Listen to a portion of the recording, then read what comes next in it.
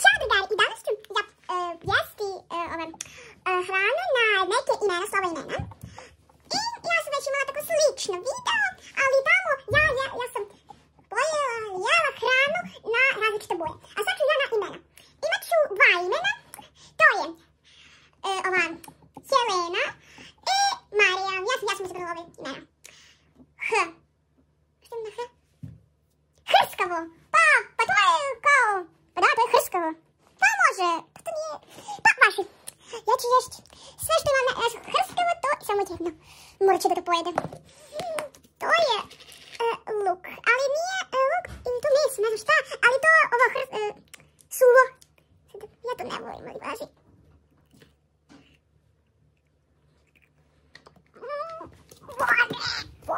Ovo je bilo užasno. Važi, šta ide?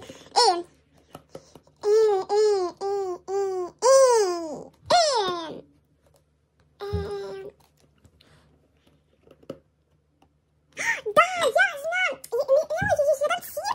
Zove se kako nekako na ali sam zaboravila kako se zove, tako da... Ješću ga. Gdje je taj sir? Evo ga. Samo ću malo uzeti. Evo.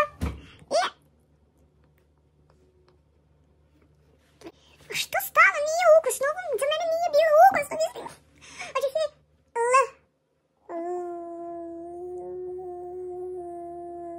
luk. Opet luk. Gdje je luk? Ima luk?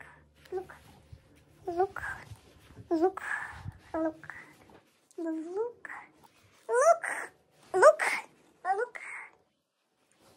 Važi, neće biti, zato sam imala luka. Evo da, desetila sam se, na limun. Evo, sad ću uzeti limun malkice. Jako volim limunka, tako da, pa važi, imamo malo limunka, tako da, ovoliko. Ukusan, tako da, dobro. A šta imamo na A? Ananas. Jem jako malo ananasa, da sam malo pojela, pa nisam malo, pola ananasa sam pojela, tako da imam malo. Još ću. Pa da, ukusno. A sad,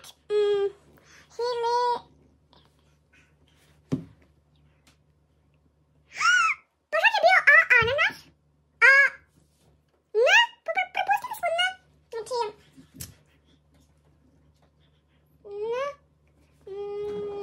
nori. Ja ne znam, pa možda isto tako na srpsku. Ali ja znam na rusku kako nori. To je tako iz ove raste u moru.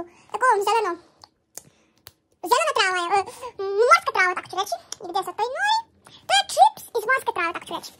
Sam da nađem gdje taj nori. Sam našla nori. I ja sam htjela da probam pre nego što da vam pokažem. I tamo.